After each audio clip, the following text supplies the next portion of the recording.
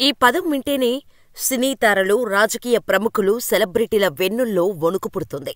అంత భయమెందుకు అంటారా? ఈ డీప్ ఫేక్ వీడియోలో ఉన్నది మీరు కాదన్న నిజం తెలిసేలోగా అబద్ధం మనసు కంటే వేగంగా ప్రపంచాన్ని చుట్టేస్తుంది. డీప్ ఫేక్ టెక్నాలజీ ప్రపంచానికి పొంచి ఉన్న భారీ ముప్పు అనడంలో తప్పులేదు. ఈ డీప్ ఫేక్ అనేది ఏఐ టెక్నాలజీలో భాగం. సినిమాలు, ఎంటర్టైన్మెంట్ విభాగాల్లో క్రియేటివ్ వీడియోల కోసం ఇది ఉపయోగపడుతుంది.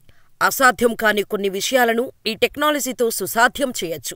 వయసువారీగా ముఖాన్ని రీక్రియేట్ చేయటం, చనిపోయిన నటీనటులను మోడ్రన్ లుక్కులో తెరపై చూపించటం వంటివి ఈ టెక్నాలజీతో చేయొచ్చు. అయితే వీటిని ఇలా మార్ఫింగ్ కోసం వాడటం ఇప్పుడు అందరినీ భయపెడుతోంది. సైబర్ నేరగాళ్లు దీనిని ఉపయోగించుకొని పలు రకాల ఫేక్ వీడియోలు రూపొందిస్తున్నారు.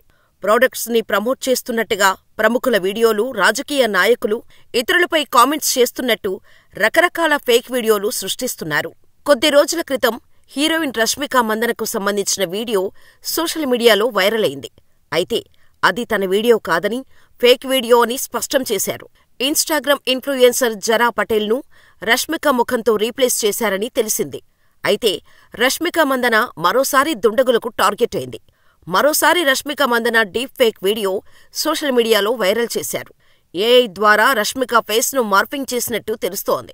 గతంలో ఒక అమ్మాయి డాన్స్ చేస్తున్న వీడియోకు రష్మిక ఫేస్ పెట్టి మార్ఫింగ్ చేశారు. తెలియనివారు నిజంగా రష్మికేనా అని అనుకుంటున్నారు.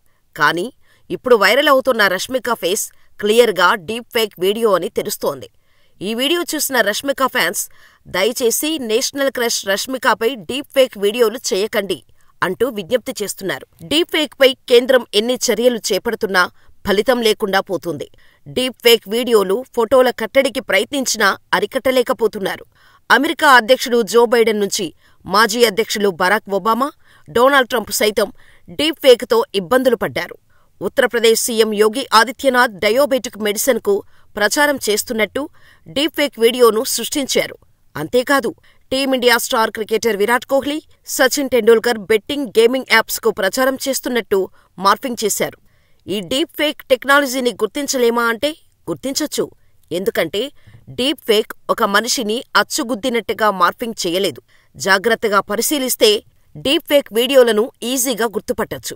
డీప్ ఫేక్ వీడియోలో ముఖం కవలికలు కాస్త అసాధారణంగా ఉంటాయి. అలాగే బ్యాక్గ్రౌండ్ బాగా బ్లర్ అయినట్టు కనిపిస్తోంది. డీప్ ఫేక్ ద్వారా సృష్టించిన వీడియోలోని వ్యక్తుల కళ్ళు న్యాచురల్గా ఉండవు. కనురెప్పల కదలికలు మరీ వేగంగా లేదా నెమ్మదిగా ఉంటాయి. కంటి కదలికలను బట్టి మార్ఫింగ్ వీడియోలను ఈజీగా గుర్తించొచ్చు. బుగ్గలు, నుదురు వంటివి స్మూత్గా, బ్రైట్గా కనిపిస్తాయి.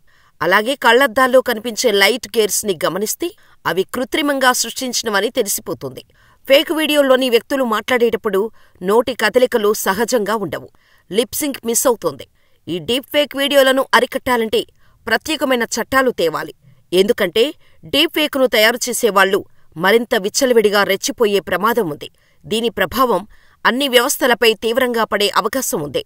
ప్రస్తుతం ఐటీ చట్టంలోని 66D, 67, 67A కింద కంప్యూటర్ ద్వారా మోసం చేయటం, వ్యక్తిగత ప్రతిష్టకు భంగం కలిగించటం అనే నేరాలకు జైలు శిక్ష, భారీ జరిమానాలు విధించవచ్చు.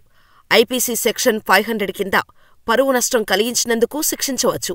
కేంద్ర ప్రభుత్వం తక్షణమే డీప్ ఫేక్ ఘటనలను అదుపు చేయటానికి కఠిన చట్టాలు తీసుకురావాలని నేను అంటాను. మరి మీరేమంటారో మాకు కామెంట్ చేయండి.